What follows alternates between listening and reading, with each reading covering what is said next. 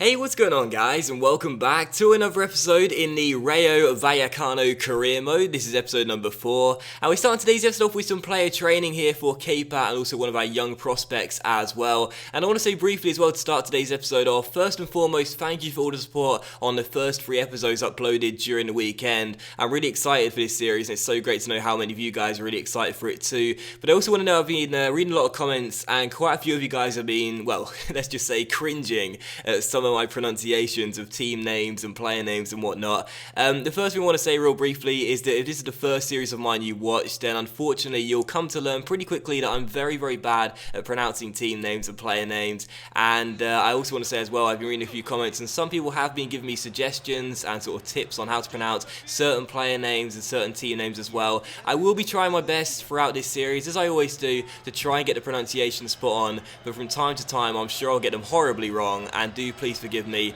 if they are quite off what they should be. So yeah, I do appreciate all the comments. It's been great to know how many of you guys are really excited for this series, but as for the pronunciations of the team names and the player names as well, I know I do get it horribly wrong most of the time, but I'll still be doing my best to try and make amendments throughout the series, and thank you for your help as well with certain team and player names. I'll keep the suggestions in mind, well, not suggestions, but I'll keep the advice in mind, and I'll try my best to improve on my pronunciations. But still, for the first game of today's episode here, we take on Las Palmas away from home, coming on the back of our 3-0 victory over Deportivo in the last game, the last episode. That gave us our first win of the series with Rayo Vallecano, and coming into this one here, trying to make it 2 wins from 2. We started the game off pretty poorly. The home side had a couple of really good chances, but then we responded with a couple of great chances with ourselves. A couple of good saves from the goalkeeper though ensured the score remained at 0-0. But in the 33rd minute, we had a really good chance to take the lead here as Ivan Lopez goes down the right hand side, takes it round his man with a drag back, whips in a great cross to the centre and picks out his man at the far post. Osbili was denied by the bar, so was Jorge Mera, but it came straight back to Osbili's, our right winger,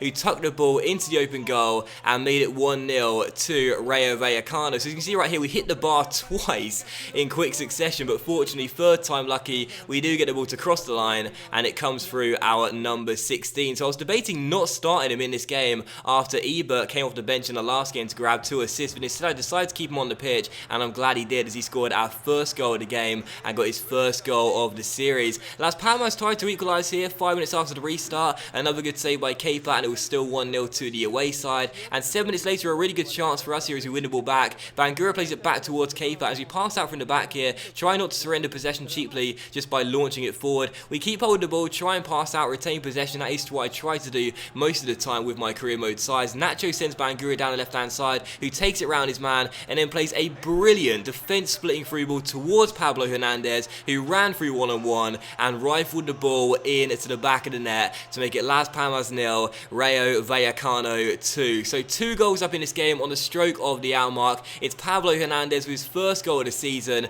but what an assist by Bangura. Takes it round his man down the left-hand side and then plays an absolutely superb defence-splitting through ball straight into the path of Hernandez, who simply couldn't miss when he was played through one-on-one. So look at this assist from Bangura, absolutely superb through ball, and Hernandez takes a touch and then rifles the ball in to the back of the net. So our number 14 scores in the second half after our number 16 scored in the first half. It's 2-0 to the away side, and we look on course for our second win in 2 games. So 2-0 to Rayo Vallecano. A great chance for Las Palmas to get back in the game, but Kepa made an incredible save on his goal line, turned that header away, and we scrambled a danger clear as well. So it was still 2-0 to Rayo Vallecano. And with 7 minutes to go here, a good chance to make it 3-0. We went on the break. Manusho off the bench, picked out Perez, running through one-on-one, and Iosa Perez, just like Pablo Hernandez, one-on-one with the goalkeeper, made no mistake whatsoever. So it's 2 goals in 2 games for Iosa Perez, our new £4 million man, who points to the badge after he runs to the cameraman. We're on course for back-to-back wins for the first time in this series, and it was great to see Manusho come off the bench and grab an assist for Perez as well. And I will probably stick with playing just a 1-striker formation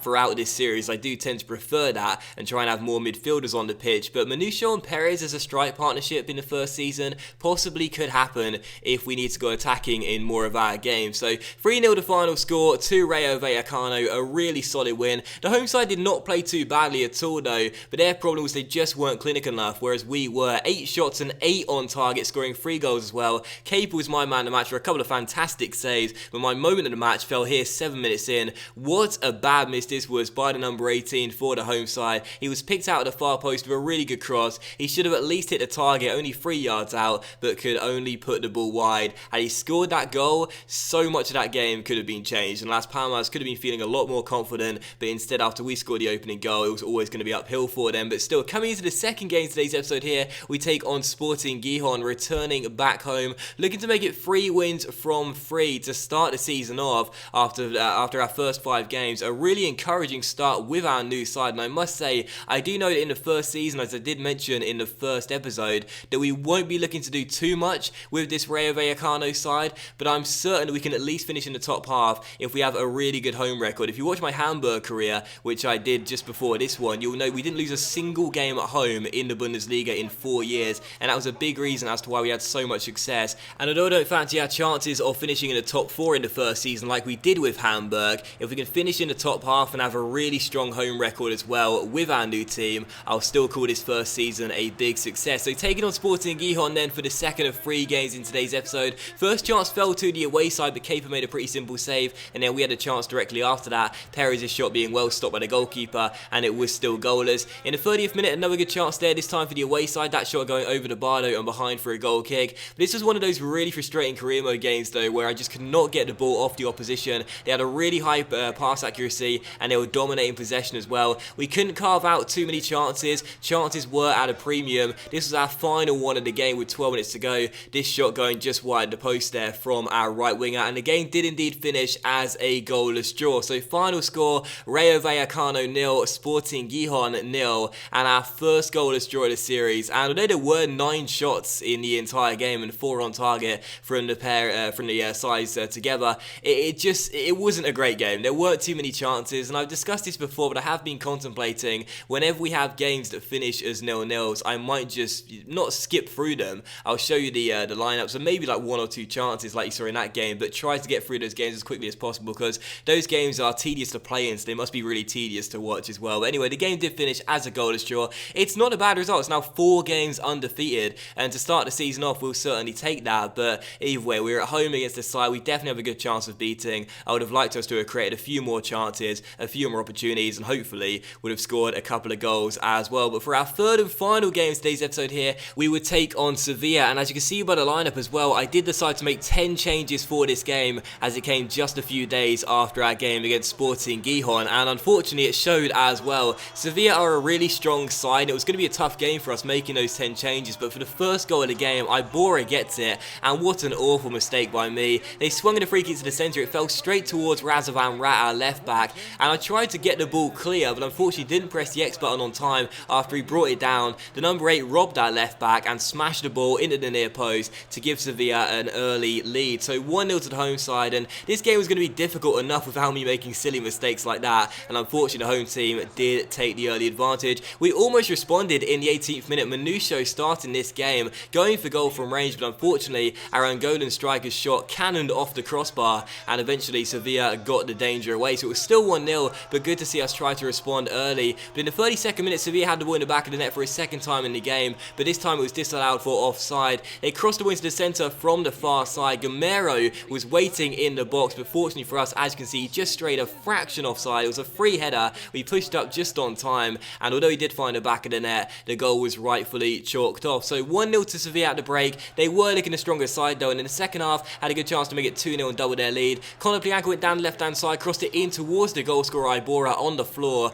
but his shot went over the bar and behind for a goal kick. And with 20 minutes to go, we tried to get ourselves back on level terms here. Had a chance as EC came off the bench, went for goal from range, but dragged his shot just wide the post, and it was still 1-0 to the home side. So despite making a lot of changes and being away against a really strong side, we were still playing quite well, and there were still some positives from this game to take, even though we were looking as though we would probably still lose the game. But from the goal kick, Sevilla launched it long, got the ball on the floor eventually with the Ukrainian Conor Plianco finding Llorente. He played it through towards Ava Banega. He found a goal scorer Iborra, who whipped it across to the centre, and unfortunately for us, Llorente got on the end of it, headed it past Kepa, and made it 2-0 to Sevilla, and would surely go on to claim all 3 points. And for this goal as well, I mean, the first goal in the first half, you know, my mistake. I'll always hold my hands up when I made an error, and it was a terrible, terrible error for me, not clearing a simple free kick into the box. But for this goal, it was a nice passing move, a great cross by Iborra, but for our young goalkeeper Kepa, he's had a pretty decent start since he's come in to this Rayo Vallecano side. But for this cross, I mean,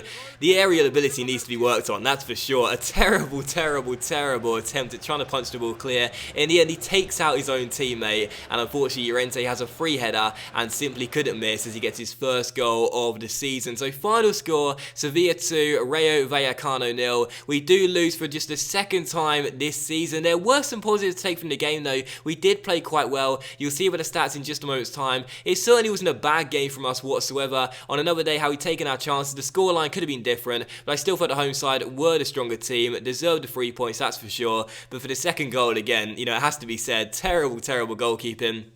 And once again, I'll hold my hands up and take responsibility for the first goal. You know, failing to deal with a cross, but both of these goals could have and should have been prevented. First from me, then from the AI goalkeeper. That was one hell of a bad piece of goalkeeping there from Kepa, and hopefully his teammate is alright. But that will end today's episode of the Rayo Vallecano career mode, guys. So big thank you for watching. I really hope you have enjoyed it. Once again, I do want to say I apologise for the really bad pronunciations. Hopefully they were a little bit better in today's episode. But anyway, hope you enjoyed the episode. If you have, then please leave a like. Much love to you. You'll have a fantastic day, and I'll see you for the next episode in the Rayo Vallecano career mode very soon.